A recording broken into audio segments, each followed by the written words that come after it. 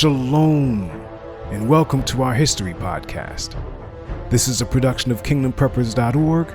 I'm your host, Kingdom Prepper, and you're listening to Churchianity, 2,000 Years of Leaven. We continue with our history. Part 32, The Calling Out Process, Final Podcast. Christianity emerged amidst European powers and was therefore Eurocentric in its origin and throughout its formative years. That Eurocentric nature is even evident in the rise of America and other world powers, but this is also according to prophecy. While Christianity enjoyed its greatest European height during the most dominant years of papal supremacy, and it spread like a mysterious plague during the Great Awakenings, its power waned considerably in the 20th century, being eclipsed by the new unofficial religion called capitalism. Capitalism, it must be stated, reigns over the entire earth, making merchandise of nearly every conceivable thing, which it then incorporates into its all-consuming structure. Even politics is subject to capitalism.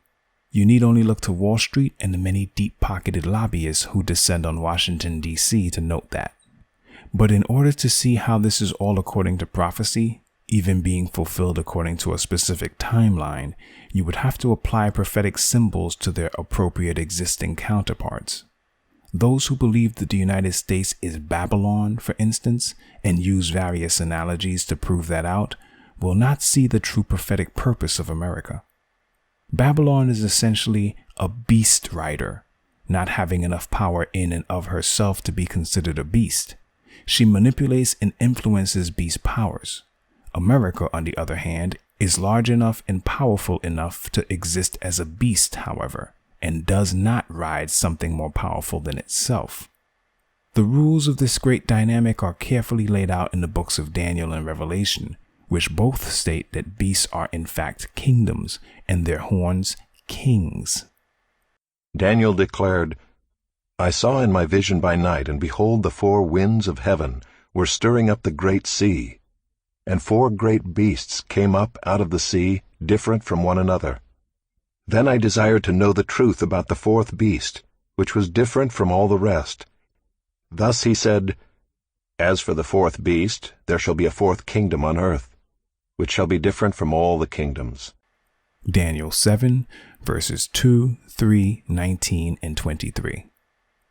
And I saw a beast rising out of the sea with 10 horns and 7 heads, with 10 diadems on its horns, and blasphemous names on its heads. And to it the dragon gave his power and his throne and great authority. Revelation 13, verses 1 to 2. Unlike the harlot, Babylon, this beast from the sea is endowed with power from the dragon, who we know from Revelation chapter 12 is the devil. And the great dragon was thrown down, that ancient serpent, who is called the devil and Satan, the deceiver of the whole world. Revelation 12, verse 9. The first beast of Revelation 13 arises from the sea, because it emerges at a time when a multiplicity of peoples, speaking various languages, exists within burgeoning nations. This is none other than Europe, where Rome emerged as the dominant power prior to being overtaken by a spate of barbarian tribes.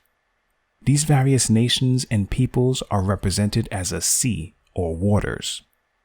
When the papacy began to manipulate European kings and steer the fate of nations from behind the scenes, this was the prostitute sitting on those waters, as pictured in the 17th chapter of Revelation. The waters that you saw, where the prostitute is seated, are peoples and multitudes and nations and languages. Revelation 17, verse 15. But a second beast, which is mentioned in the very same chapter, arises not from the sea, but from the earth, signifying an absence of the complex dynamic of nation-states, feudal laws, a state religion, sophisticated economic trade between peoples, and other societal elements present in Europe. Then I saw another beast rising out of the earth. Revelation 13, verse 11. Wherever this beast emerged, none of that was present. This cannot be said of the African continent, which was already inhabited by diverse peoples, various tribal nations, and filled with many languages. Asia too must be counted out for the same reasons. In fact, the only puzzle piece that fits are the lands that were inhabited solely by Native Americans, who had not created the kinds of complex and diverse societies seen elsewhere in the world. Other areas of the world could not be conquered in the way they were, and Europeans gazed on their holdings like virgin earth or virgin territory. In his book, American Architectural History, author Keith L. Eggener writes, "The first European settlers in what is now the U.S. saw the American landscape as virgin territory, raw and undeveloped. They brought with them tools and memories, patterns and conventions, which they used to shape their new homes. Never again would the American continent seem so utterly and frighteningly void of design as it did to these first settlers, so in need of ordering systems for its habitation and successful exploitation." And as a second witness, Chris Gosden writes in his book Archaeology and Colonialism, Virginia was a To listen to the full audio of this podcast or to download a free MP3 version, visit our website, kingdompeppers.org, by clicking the link in the description, and journey with us on this important historic odyssey.